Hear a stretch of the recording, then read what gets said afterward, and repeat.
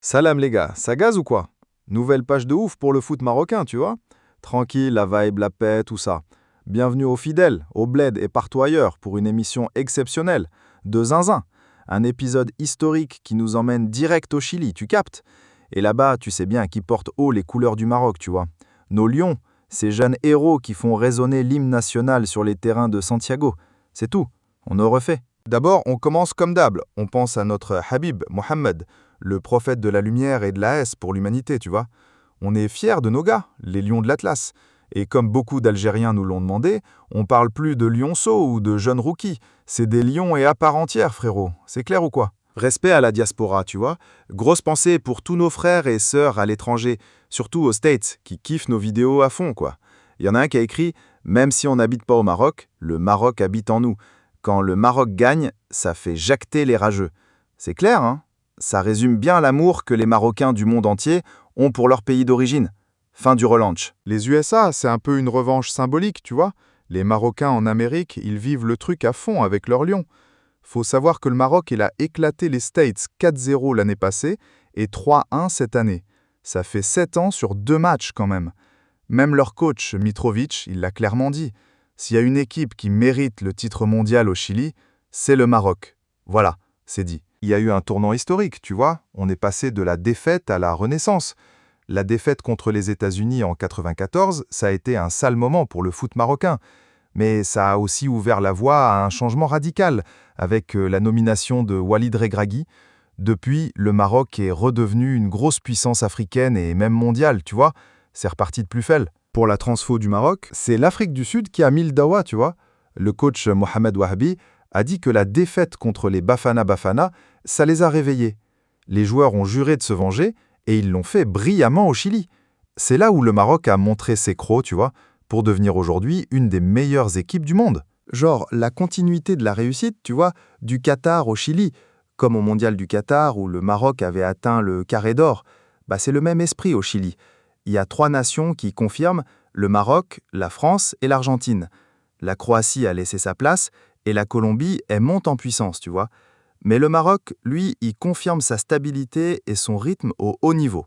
Ça roule? L'Afrique, c'est les nouveaux visages du foot mondial, tu vois. Le foot africain, il vit une période de ouf. Des pays comme le Cap-Vert ou le Bénin, ils se qualifient pour la Coupe du Monde maintenant. Ça montre que le foot mondial, il s'ouvre. Mais le Maroc, lui, il reste la locomotive de l'Afrique, tu vois. On parle plus de ça, on a terminé la reformulation. Vas-y, dis-moi ce que t'en as pensé dans les commentaires. Alors, pour la transmission du savoir sportif, tu vois, le Maroc manque un peu de programme éducatif sur le sport. Pourtant, il y a des jeunes analystes comme Hajoui qui apportent un côté technique et pédagogique super intéressant. Chacun a sa méthode, moi je garde mon style populaire et humain, et Hajoui développe une approche tactique. L'important, c'est que le public comprenne et apprenne, tu vois, c'est l'essentiel. Le Maroc, c'est un pays qui respire le foot, poto. C'est pas juste un sport, c'est leur identité, leur fierté, un truc qui les unit tous. Les Lions de l'Atlas, ils représentent la force et l'amour du bled. Qui jouent contre la France, le Brésil ou l'Afrique du Sud, ils donnent tout pour le Maroc. Quand ils rugissent, c'est tout le monde qui entend le cœur du pays qui bat. Laissez vos avis dans les commentaires, ça m'intéresse. La France, prochain match, ça va être chaud. Comme au Qatar, le Maroc va se frotter à la France. Une équipe toujours balèze mais prenable. Les Lions, ils ont la dalle de revanche et veulent marquer l'histoire. Ce match, ça va être plus qu'un match, ça va être un truc de ouf, un symbole de courage, de fierté et de fidélité à la promesse. Analyse technique, on peaufine les détails. Le coach doit encore bosser sur certains trucs, surtout avec Ben Chaouch, le gardien. Il doit mieux sortir sur les ballons aériens. Mais le groupe, il est solide, costaud et il a les accros. Chaque poste, ça compte. Chaque joueur est prêt à tout donner pour le maillot. Ça sent bon pour l'avenir du foot marocain, avec les générations Wabi, Regragui, Ba et Kika. Le Maroc, il a plus de 25 équipes nationales dans toutes les catégories, un truc de ouf en Afrique. Ils ont une organisation béton, un vivier terrible, et les gens y croient grave en leur lion. Le Maroc, c'est un pays qui respire le foot, poto. C'est pas juste un sport, c'est leur identité, leur fierté, un truc qui les unit tous. Les Lions de l'Atlas, ils représentent la force et l'amour du bled. Qui jouent contre la France, le Brésil ou l'Afrique du Sud, ils donnent tout pour le Maroc.